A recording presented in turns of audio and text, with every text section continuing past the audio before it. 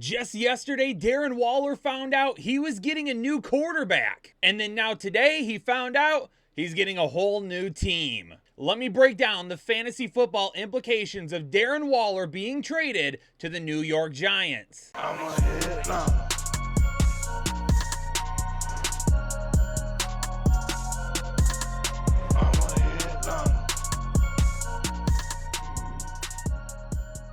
The Las Vegas Raiders are wheeling and dealing today, and with the New York Giants knowing they need more weapons for Daniel Jones, they called and inquired about Darren Waller. Jakobi Meyers signing with the Las Vegas Raiders this morning, and just hours after it, the Las Vegas Raiders sending Darren Waller to New York. Taking a look at the compensation, it wasn't really all that bad. The New York Giants are going to be sending a third-round pick, number 100, to the Las Vegas Raiders for tight end Darren Waller, per Adam Schefter and his sources.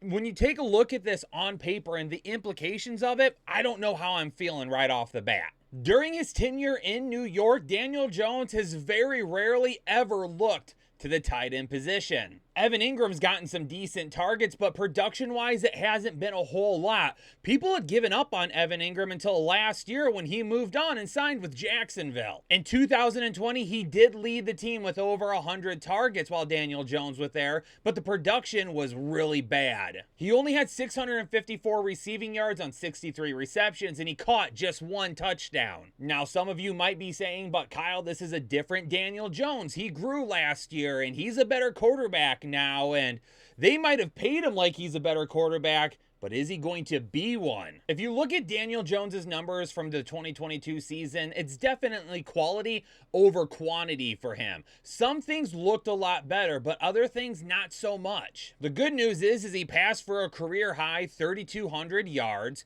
but his touchdown numbers don't look great. Only threw 15 touchdowns last year, and he's only thrown more than 20 touchdowns once in his career. I mean, heck, if you look at his numbers, even though he had a career high in yards, he actually threw for less yards per game this season than he ever has before. A career low 5 interceptions. He took care of the football this year. But that's part of the Giants' game plan. They're focusing on running the football, controlling the clock. Now, they didn't have maybe the weapons last year to do it, but what does that mean for Darren Waller? The quantity should be there. He's going to be the number 1 target. As of right now, New York could still make some other moves. They need more weapons for Daniel Jones, but the target should be there for him.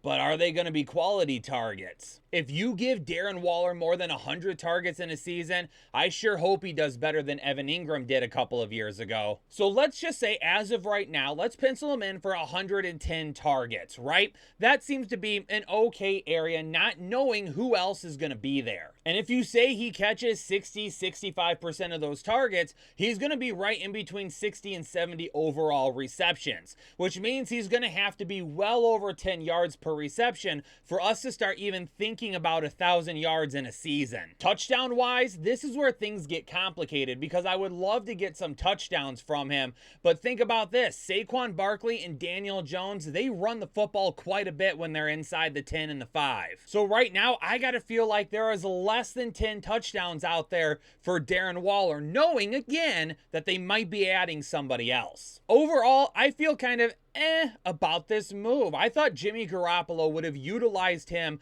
way better than what Daniel Jones may while he's in New York. So, Giants fans, you might think I'm crazy, but it feels like a little bit of a step down to him, or if you're a Daniel Jones truther. But again, if Daniel Jones can take another step forward and start providing a little bit more quantity along with those numbers we saw last year, then the opportunity would be there for Darren Waller. But just given the scarcity of the tight end position and how bad it can be at times, Darren Waller, talent-wise, is a lot better than the majority of the tight ends out there. He's still probably going to be in the top 6 tight ends for me. But this does, for me, give him just a little bit of a hit in my ranking. Let me know down in the comments below, what do you think of this trade? Do you think it's good for Darren Waller? Do you think it's bad for Darren Waller? For me, it doesn't really hurt anybody else on the Giants right now because there's not really a whole lot of other people there to hurt. For the Raiders, I mean, it opens up targets. This actually is a lot better for Hunter Renfrow Renfrow, because after Jakobi Meyers signed, I was worried there wasn't going to be enough for him, but this sounds like they're probably going to run some more 3 wide receiver sets. Before you get out of here, though, hit that like button for me. Subscribe to the channel if you are new here.